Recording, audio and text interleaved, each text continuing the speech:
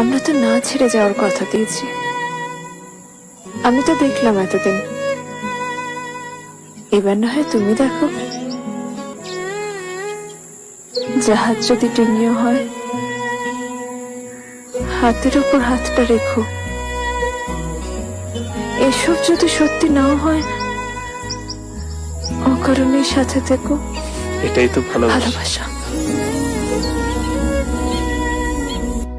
প্রেমে পড়া বারণ, কারণে অকারণ।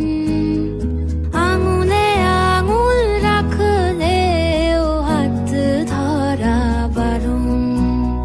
প্রেমে